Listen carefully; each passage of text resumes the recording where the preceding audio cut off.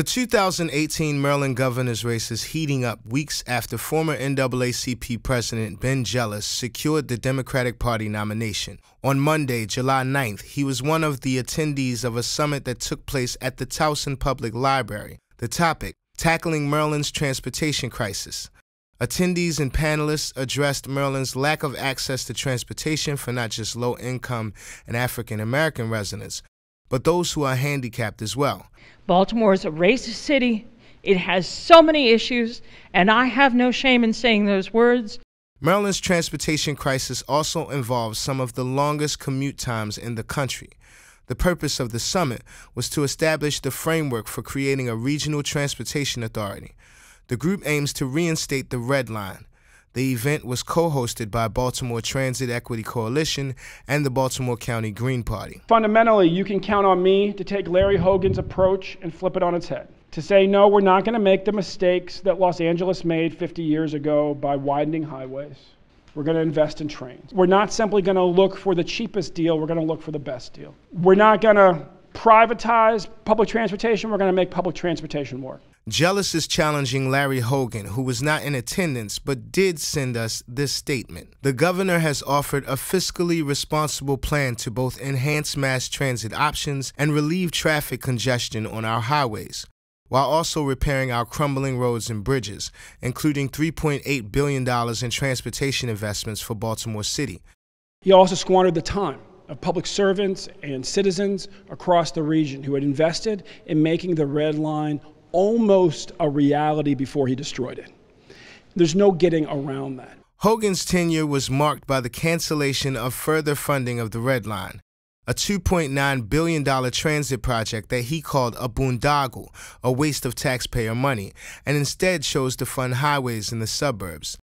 And what he's done is he's taken resources that had been intended to expand mass transit in our state and quite frankly, used it for highways. The Red Line would have served a 14-mile stretch from East Baltimore to West Baltimore in some parts of Baltimore County and would have served mostly African-American communities. The Hogan administration faced a civil rights complaint for axing the Red Line, but the Trump administration later dismissed the lawsuit. Reporter Jezel Noor spoke with Samuel Jordan, who also hosted the July 9th event. And we think he did it, of course, at the request of the Hogan administration, because we had proven that the Title VI bases, allegations in our complaint, were solid allegations. The governor didn't want to face it. We reached out to Hogan's campaign, and they said, quote, but like most of Ben Jealous's promises, he offers no realistic way to pay for his pie-in-the-sky ideas. However, Jealous certainly knows that they will require increased taxes or cuts to existing services. We, like the rest of Maryland, eagerly await the details. We asked Jealous for a response. He would like for us to privatize our freeways, to create Cadillac lanes, and otherwise would like to basically repeat many of the mistakes that Los Angeles made half a century ago. The Jealous campaign hasn't said how they will be able to pay for it or come up with the $900 million that were lost when Hogan canceled it. A spokesperson did say that Jealous, while working with a diverse coalition, will ensure Maryland develops a 21st century plan for transit that looks into the feasibility of reviving the Red Line and other comparable alternatives. Comprehensive long-term projects as well as shorter-term investments like bus rapid transit and expanding MARC are necessary for sustainable economic development. Some people in attendance didn't feel the politicians convinced them that they have a solid plan for transit. Some said more plans need to come from the people. Some wondered where funding would come from. Some wondered if the Red Line was the only option being looked at. People think that none of the MTA folks take public transit. I know a lot of them from going to those meetings, and that's not true. They don't think the MTA cares, but they want the people to come out. But Baltimore wants to do the same thing it did when the Red Line got canceled. It waited for the politicians to do something. Jealous referred to a 21st century metro system several times when he spoke, but many people wanted to know what that looks like exactly. What is the model of a 21st century metro system, because there isn't one anywhere near here. And so in order to figure out what that would mean in Maryland, we have to think about what it means to have buses running on time, having trains work, and have light rail, and have fast speed. If he talks about any of those things, there are going to be people who line up to support him, because this matters to us.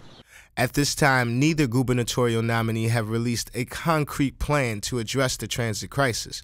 Jealous did say while addressing the audience that his plan is just the opposite of Hogan's. Audience members asked for more details about Jealous' plan. I have a transportation plan that worked on Baltimore Link. And basically, you told us that we already know without actually telling us what your 21st century plan is. Starts by taking the gas taxes and reinvesting them in public transportation. Ending the privatization of buses, and using bus rapid transit to unclog the most clogged arteries, even as we're waiting for expansion of trains to come online.